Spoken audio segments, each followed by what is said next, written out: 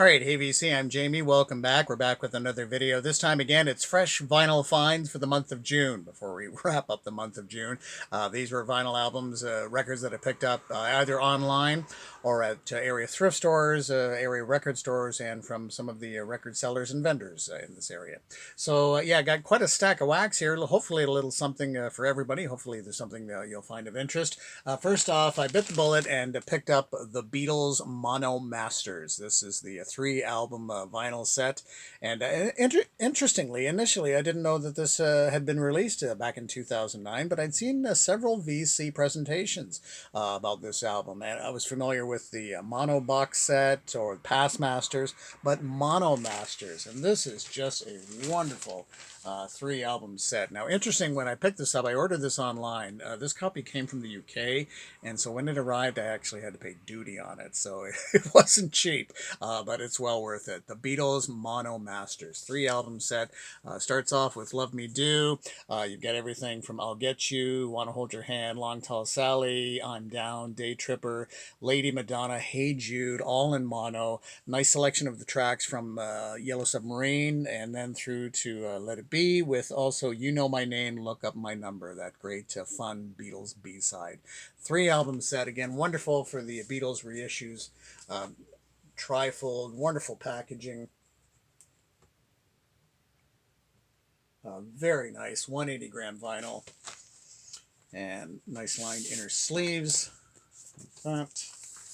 And then, of course, the classic Apple label. But the Beatles and the Mono Masters, well worth it. Okay, I picked this up at a local thrift store. This is Donovan and the album Fairytale. This was released in 1965, and it's very folk Donovan, Donovan on acoustic guitar. This is a later budget reissue on the Marble Arch label, a budget reissue from 1969, so hence the more psychedelic look to the album cover. But this is definitely Donovan folk. And the downside about these early budget reissues is that they often tended to release them with fewer tracks. So they left off two of the tracks from the original, and as I recall, one of the songs left off was the song Colors. So there you have it. This is certainly a well-worn copy, some tape on the bottom. This was distributed in Canada through a Phono Disc, which had distributed a lot of records in Canada at the time. So this one does include the original sleeve. The sleeve's not in terrific shape, but it's kind of cool. And it's another living performance from Phono Disc, Canada's largest independent source of recorded entertainment. And then on the Marble Arch label, Donovan. Okay, a band called Fat Mattress. And when I was looking at this, I thought, I know this band. Where do I know this band from? Noel Redding from Jimi Hendrix Experience, bass player with the band, went on to form this group. They only released a couple of albums, very psych influenced, but kind of folk rock, if you will. This is from 1969 on the Atco label. And there's Noel Redding there. It's a very cool gatefold. Great album, great vocals on this. And Chris Wood is also featured on flute. Now, reportedly, Jimi Hendrix, along with drummer Mitch Mitchell, reportedly play percussion on a track called How Can I Live? However, they're not listed on the album, so whether that's just folklore or classic myth or not, I don't know. But there you go. So the band is Fat Mattress, and this is really terrific. If you come across this one, if you like psych and rock, I would pick this up. Really great. Great vocals and a very, very entertaining album overall. Okay, moving right along, we've got another psych-influenced band, a little bit more hard rock with this group. This is The Illusion from 1969, their debut disc. They only released a couple of albums. From 1969 on Steed. They did have one top 40 hit, the song called Did You See Her Eyes? On here, it's 6 minutes and 55 seconds. The single obviously would have been a radio edit, likely under 3 minutes, but worth checking out. The Illusion. Again, psych influence, but a little bit more hard rock, if you will. And this is on the Steed label, which I was not familiar with. And it's kind of a cool label, the Steed label. Okay, and moving right along, we've got the band The Cryin' Shames, the American band. This is their psych-influenced album synthesis. The Crying Shames were a little bit more of an R&B 60s group. This is from 1968 when they were kind of moving into, psych influences. I know Derek Higgins has done several videos and had mentioned he really enjoys this album. I picked this up still in the shrink, which is pretty cool. And this is on the Columbia 2i label. But yeah, the Crying Shames are worth checking out if you come across them. Okay, can't get enough Mike Bloomfield. Here is Mike Bloomfield along with John Hammond and Dr. John, and the album, if I'm pronouncing it correctly, the album is called Triumvirate, which means the three powerful guys, kind of Julius Caesar sort of thing. But this is on Columbia or CBS from 1973. A number of blues covers on here, and John Hammond is referred to as John Paul Hammond on this one. But man, what a great trio. Really enjoyable album. Again, tons of blues covers. And on Columbia. Okay, let's venture, shall we, into a bit of folk rock. One-hit wonder territory. We're talking Agar and Evans. And you don't often see Agar and Evans presented on the VC. This is their debut disc, 2525. And their one and only hit was a big one in the year 2525. And of course, they're featured on this record. Very folk pop sound. They were on the RCA label.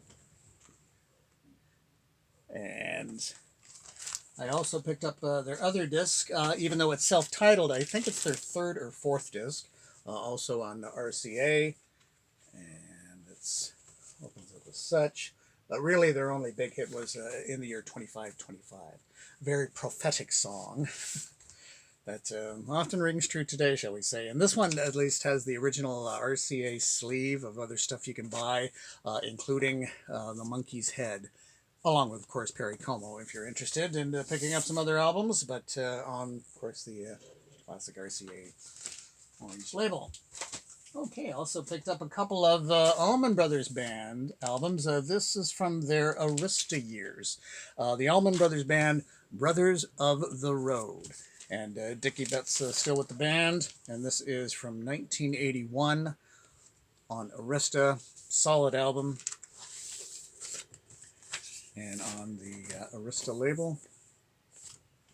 This one did not come with the original sleeve that had the lyrics, unfortunately. And also the Allman Brothers Band and Reach for the Sky. Another pretty solid album. I never really cared for this cover. I mean, I get the whole Reach for the Sky sort of thing, but I would have thought that that's a much better album cover, like for the back. That's pretty cool. I would have maybe chosen that for the album cover, maybe given it a different title or something. I don't know, but again, solid on Arista. This might have been their Arista debut, if I'm not mistaken. And Reach for the Sky. Okay. And some more Southern rock. This one with much more of a jazz feel to it. Certainly a band I've been getting into is a band called the Dixie Dregs. And this is their album, What If. Their albums are predominantly instrumental. And I forgot that Steve Morris was with this band. And he would later go on to be the lead guitarist with Deep Purple. But if you like, Southern rock and that sort of style, some great musicianship, certainly with Steve Morris. And very jazz influenced overall. It's a band worth checking out. And then this is their album simply called The Dregs and Unsung Heroes. And that's Steve Morris there. Interesting, the Dixie Chicks have now dropped a Dixie from their name, so they are now simply known as The Chicks. So this is The Dregs and also on Arista. But yeah, worth checking out for sure. Okay, you've heard, of course, Country Joe and the Fish. Well, this is solo stuff from Country Joe McDonald, and this is Hold On, It's Coming. Again, featuring the wonderful humor of Country Joe. His solo stuff is a little bit more folky than the sort of psychedelic kind of stuff of Country Joe and the Fish. And I love gatefold albums like anyone. Interesting for this, the gatefold then just features information about side 1 and side 2. You think they could have just maybe put this on as the sleeve sort of thing and not had it as a gatefold. Although having said that, I love gatefold albums. But yeah, Country Joe McDonald, and on the classic Vanguard label. Country Joe McDonald. Usually, you can find Country Joe's McDonald's solo stuff a lot cheaper than the Country Joe and the Fish albums. Okay, we've got some 80s Canadian pop. We've got Men Without Hats and Pop Goes the World. And I know Chris Prophy entering the one of the vinyl community contests, the Days of the Week contest, had picked this song On Tuesday, which I'd completely forgotten about, which was a good choice. But of course, the big hit from this was Pop Goes the World. Mega, mega hit in Canada for sure. So Men Without Hats, and having some fun with Bonhomme, great character from Carnival. And on the Mercury label. Men Without Hats. How about just the hits? Well, we've got Grand Funk and Hits, and this is just a solid best of Grand Funk that features. You've got Some Kind of Wonderful, Walk Like a Man, Locomotion, Bad Time, We're an American Band, Take Me. Great hits. It's interesting, this band always had really interesting packaging, and even on the surface this looks pretty straightforward, but even inside for something like the hits, they've got this almost like nice parchment for the sleeve, and then they also feature a nice little booklet for, which you don't often see for a greatest hits kind of compilation there. Just interesting artwork overall, but for like a greatest hits, which is kind of cool.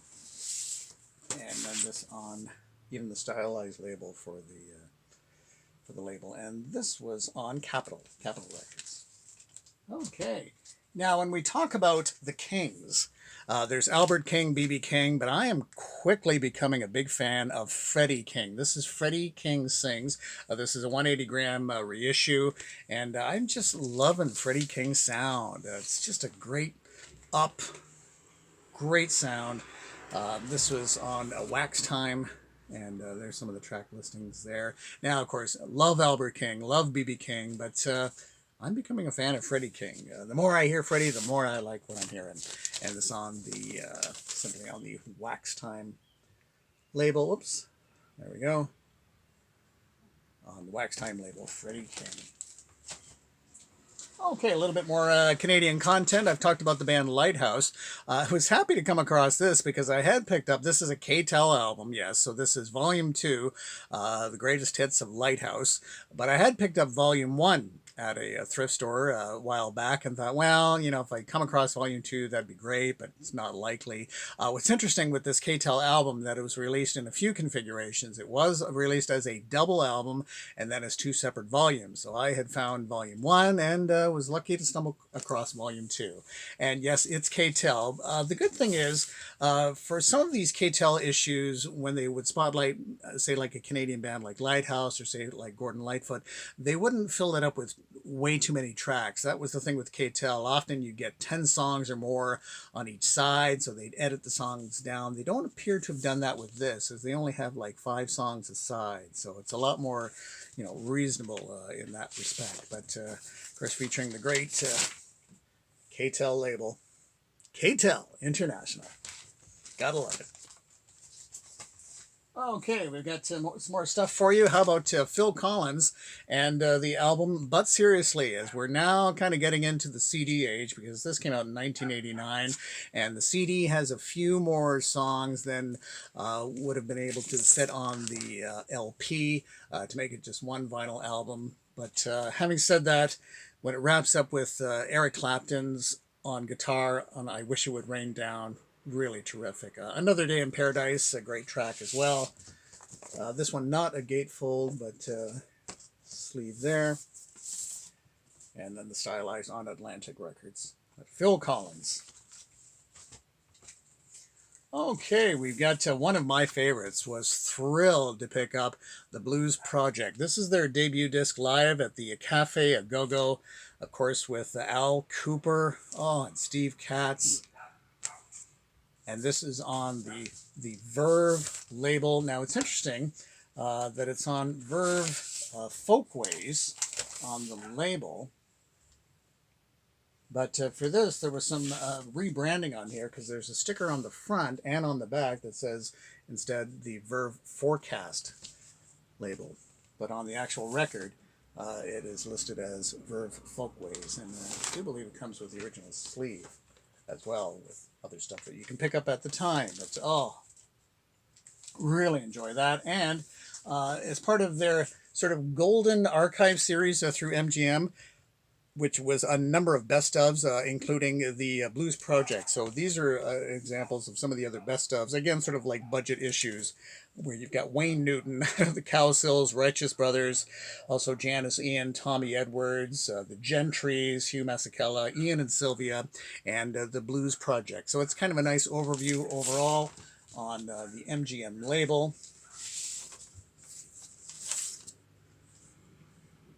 But yeah, I wasn't even familiar with this sort of series, the Golden Archive series. Not too bad at all. Okay, Ian Dury. Of course, we know Ian Dury and the Blockheads for Sex, Drugs, and Rock and Roll. This is the album Do It Yourself. Ian Dury and the Blockheads. What a great sound. What a great band overall. This is from 1979. This is a band I really would like to explore more of their music, because if it's a band you could maybe pigeonhole just with the song Sex, Drugs, and Rock and Roll, but there's a lot to this band. Great sound, great rhythms. Great presentation, and this is on Stiff Epic, and kind of a cool label. So Ian Dury and the Blockheads, worth checking out. Always a fan of Jack Bruce. I picked this one up. A little disappointed with this. This came out in 1980 on Epic CBS. This is like Jack Bruce and Friends with Clem Clemson. This album just never really seems to take off. And I think after this album, Jack Bruce took a bit of a break from recording. I do like the cover, like it's quite colorful. But yeah, the album just never seems to lift off, if you will, on Epic. Okay, let's do some rocking for you. How about the band Girls' School from the UK? Didn't know a lot about this band. This one came out in 1981, and this on the Bronze label, issued in Canada on Solid Gold Records. These gals rock really hard. This kind of gets into kind of a heavy metal sound, but worth checking out for sure. Girls' School. This is the album Hit and Run, and on the Solid Gold label, bit of a stylized label there with Girls' School. Really enjoyed that. And another band that rocks. How about the band Fanny? And I know Chris from Blues Guys Vinyl has got a number of Fanny albums.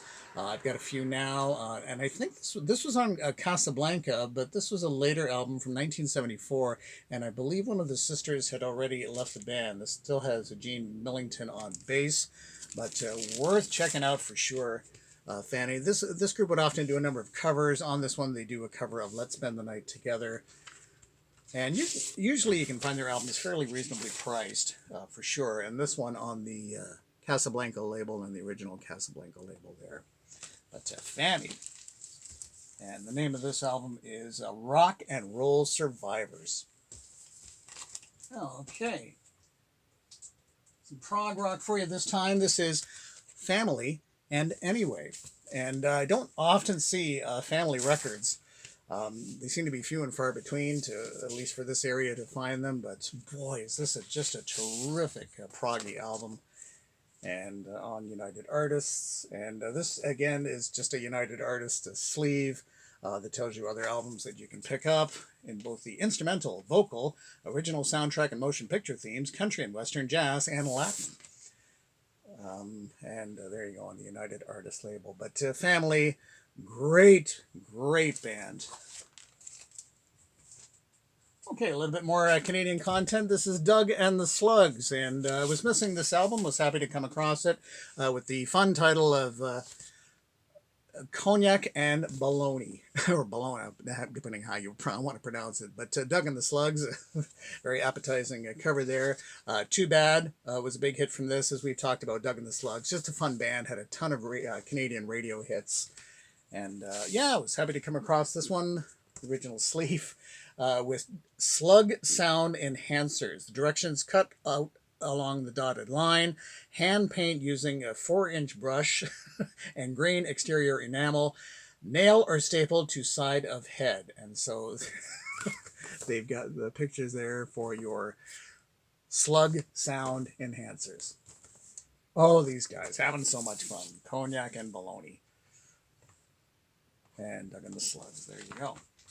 Okay, and this is a reissue of a compilation. Finally was able to pick this up. I've had this certainly on the big CD box sets that Rhino had released. This is essential. Nuggets, original artifacts from the first psychedelic era, 1965 to 1968, when Elektra took a major chance initially releasing this with people not necessarily interested in psychedelic music at the time. This originally came out in 1972, proved to be a big hit. Very unusual to release a compilation as a double album. At the time, and featuring so many artists that at the time had been forgotten about, or people hadn't explored in quite some time. It's interesting. It is psychedelic, but it is a lot of that garage rock or garage R&B sound going through it. But what a terrific compilation! So this is the Rhino reissue. Very nice, and it was quite nice for this Rhino reissue. They do replicate the Elektra label. Pretty nice there. Okay, and Green Day. I picked up Green Day. This is not a reissue, but this is the classic album Dookie. At least I don't think this is a reissue. I could be wrong on that. Well, it might be a reissue from 2000. This is a reissue from 2008, and this is originally issued in 1994. And what a great album. What a great album. When I Come Around, fantastic. And Green Day and the Reprise label. Okay, a little bit more Canadian content. How about The Pursuit of Happiness? This is such a great album, and this is a promo copy. Pursuit of Happiness had a number of radio hits, kind of a pop band, but really kind of a rockin' edge. Hard to Laugh was a big hit. Also, She's So Young and I'm an Adult Now, which is an absolutely delightful song. This came out in 1988. Chrysalis. And great band. And The Pursuit of Happiness. And another Canadian one for you. This is Barney Bentall. Barney Bentall and the Legendary Hearts. They had kind of a Bruce Springsteen sound. This was from 1988. Something to Live For was a big hit on radio. Again, very much a Bruce Springsteen sound kind of happening when that sound, particularly in the 80s, was definitely sought after. This one has the original sleeve. And enjoyable to listen to. And one more, just ending it on with an interesting cover. We've got Black Oak, Arkansas. This is the album called X-Rated. And oh my goodness, what an X-rated cover. And there you have this going on in the back. Oh my goodness. Again, this was, the era when bands would often appear either shirtless or in the nude for whatever reasons. I don't quite know why. It was kind of a trend at the time. This is from 1975. Black Oak, Arkansas, and X-rated. Outrageous. And this on the MCA label. Oops. And there we go. All right, so that, I think, is going to wrap it up for this one. Thank you so much for dropping by, and hopefully you enjoyed and there was something there for you. And we'll chat again real soon. Do take care. Bye-bye.